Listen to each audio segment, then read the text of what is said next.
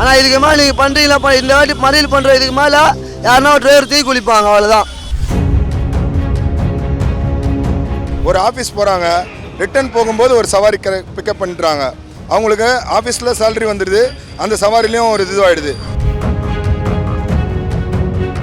அதில் வந்து பயணிக்கிறது வந்து பயணித்தாருக்கும் சேஃப்டி கிடையாது. அது மாதிரி இந்த தனியார் நிறுவனங்களால் அவன் தலையை பிச்சுட்டு சட்டையை கிழிச்சிட்டு தான் அலைகிறான். தமிழ்நாட்டில் எங்களை வாழ முடியாது. ஏன்னா ஓட்டு லிஸ்ட்டு எல்லாம் தான் குத்துற போகிறோம். இந்த நாட்டில் நாங்கள் வாழ முடியாது. இல்லை நாங்கள் தகவல் பண்ணி சொல்லி போடுவோம். இதே ஜெயலலிதா ஆட்சியில் இருக்கும்போது எலக்ட்ரானிக் மீட்டர் கொடுக்குறோன்னு சொல்லிட்டு 80,000 கோடியை வந்து ஒதுக்குனாங்க டிரான்ஸ்போர்ட்டுக்கோசரம். 2010, 2013 வண்டிக்கு மட்டும் ஒரு 100 மீட்டர் தான் போட்டிருப்பாங்க. அந்த மீட்டரை எங்கே போச்சு? நாங்களாம் வந்து எதிர்கட்சி ஆளு, உங்களை வர வச்சோம். இன்னைக்கு பார்த்தா நாங்கள் ஏன்டா வர வச்சோன்னு எங்கள் தலையில் அச்சுக்கிட்டாரு.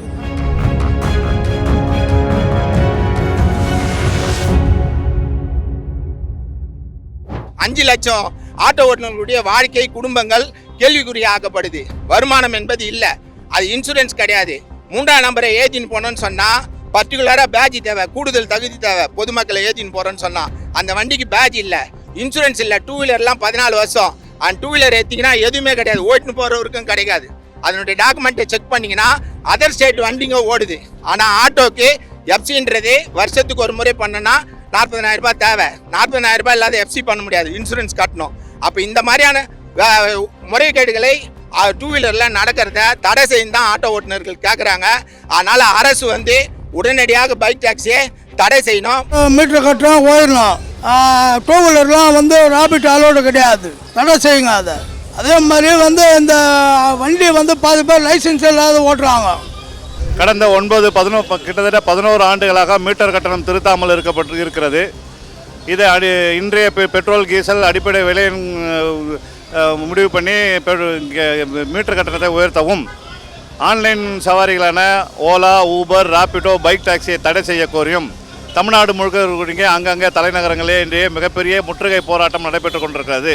இதையும் தமிழக அரசு கண்டுகொள்ளவில்லை என்று சொன்னால் மிகப்பெரிய முற்றுகை போராட்டம் ஆங்காங்கே அந்தந்த தலைநகரங்களே அந்தந்த பகுதிகளிலே மிகப்பெரிய பிரம்மாண்டமான ஒரு ஆர்ப்பாட்டத்தை நடத்துவதற்கு, ஒரு மறியலை நடத்துவதற்கு, தேசம் பூராவும் ஒரு மறியலை நடத்துவதற்கு நாங்கள் ஆயத்தமாக இருக்கிறோம். சார், மீட்ரு வந்து கவர்மெண்ட் மீட்ரு தரேன்னு சொன்னாங்க, தரல. ஓலா, பைக்கு தான் தடை செய்ய வேணும். ஆட்டோ டிரைவர் எல்லாம் ரொம்ப கஷ்டப்படுறாங்க, பாதிப்படுறாங்க. ஒரு இடத்துலையும் வந்து அங்கே வண்டியை மடிக்கி ரெக்கார்டு லைசன்ஸ் ஊர்னு கேட்குறாங்க.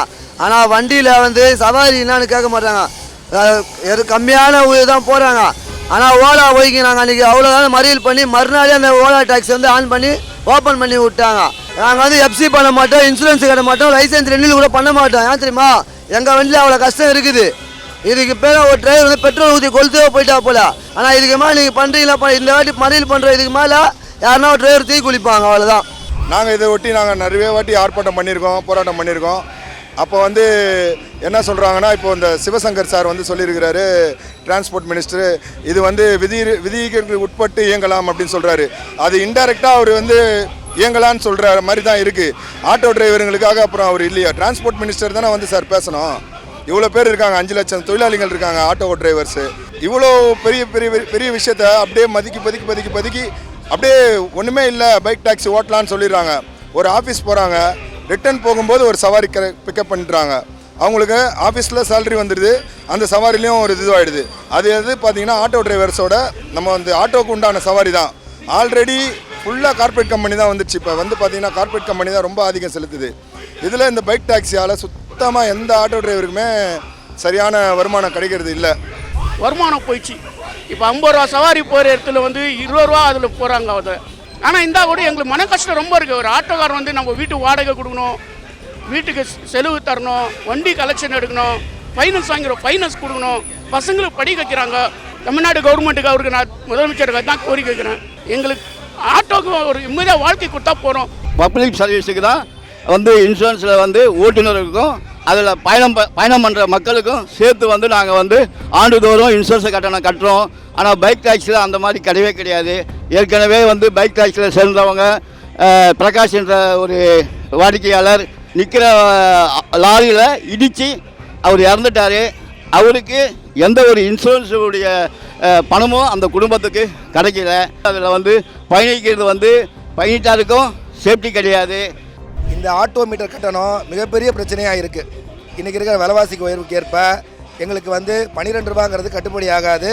ஒரு 16, 18, 20 ஏதோ ஒரு இளவை ஏற்றி தொலைங்க, நாங்கள் பாட்டு வண்டி ஓட்டுவோம்.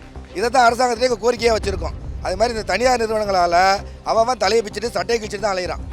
இதை தான் நாங்கள் சொல்லிகிட்டு இருக்கோம். தனியார் நிறுவனம் நீங்கள் 4 நாள் தொடர்ந்து வண்டி ஓட்டினா உங்களுக்கு சவாரி உண்டு, 2 நாள் ஓட்டலன்னு சொன்னால் அவங்கள லாக் பண்ணுவான். அவனுக்கு அடிமையாக இருக்கிறதுக்கு மட்டும்தான் இந்த தனியார் செயலி இருக்குது. இது எதுக்கு? கவர்மெண்ட் ஒரு செயலியை கொடுக்க முடியல. சுதந்திரமான ஒரு செயலியை கவர்மெண்ட் கொடுத்ததுன்னா, மீட்டர் கட்டணத்தை கொடுத்ததுன்னா ஆட்டோ தொழிலாளி நிம்மதியாக வண்டி ஓட்டுவான், பொதுமக்களுக்கும் எந்த தொல்லையும் இருக்காது. இதுதான் நாங்கள் கேட்குறது. ஆட்டோ டிரைவரோட வாழ்வாதாரத்தை வந்து ஒழிக்கணும்னு ஆசைப்படுறீங்களா? அதாவது ஒன்று சொல்லி தொல்லிங்க. 13 வருஷம் 11 ஆண்டு இல்லை 13 வருஷம் ஆகி போச்சு. இதே ஜெயலலிதா ஆட்சியில் இருக்கும்போது மீட்டர் கட்டணத்தை வந்து நாங்கள் உயர்த்துறோம், உங்களுக்கு வந்து எலக்ட்ரானிக் மீட்டர் கொடுக்குறோன்னு சொல்லிட்டு 80,000 கோடியை வந்து ஒதுக்குனாங்க டிரான்ஸ்போர்ட்டுக்கோசரம். அந்த 80,000 கோடியை வந்து கொடுத்தது பார்த்தீங்கன்னா 2010, 2013 வண்டிக்கு மட்டும் ஒரு 100 மீட்டர் தான் போட்டிருப்பாங்க. அதுக்கப்புறம் மீட்டரே கிடையாது. நீங்கள் ஒன்றா ஒட்டார போக்குவரத்தில் ஒன்றா நீங்கள் வந்து இது பண்ணி பாருங்கள், அந்த மீட்டரே எங்கே போச்சு? தமிழ்நாட்டில் எங்களை வாழ முடியாது. ஏன்னா ஓட்டு லிஸ்ட்டு எல்லாம் தான் குத்துற போகிறோம். இந்த நாட்டில் நாங்கள் வாழ முடியாது. இல்லை நாங்கள் தகவல் பண்ணி சொல்ல போடுவோம். இந்த தமிழ்நாட்டை விட்டுட்டு ஆந்திரா போனால் கூட நாங்கள் போய்ச்சிக்கலாம் போல். இங்கே பொருளாதாரம் இங்கே ஒன்றுமே எங்களுக்கு எந்த ஒரு பேலன்ஸ் இல்லாமல், உண்மையில் சொல்ல போனால் நாங்கள்லாம் முழுமையாக தற்கொலை தான் பண்ணிக்கணும் போல். வேறு வழி இல்லை.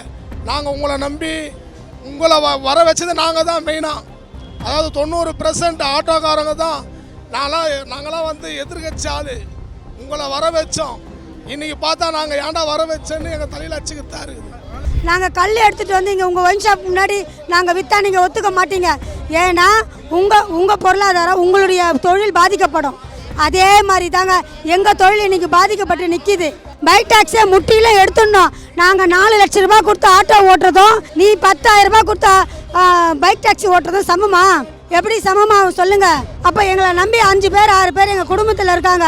அவங்க வாழ்வாதாரம் என்ன ஆகும்?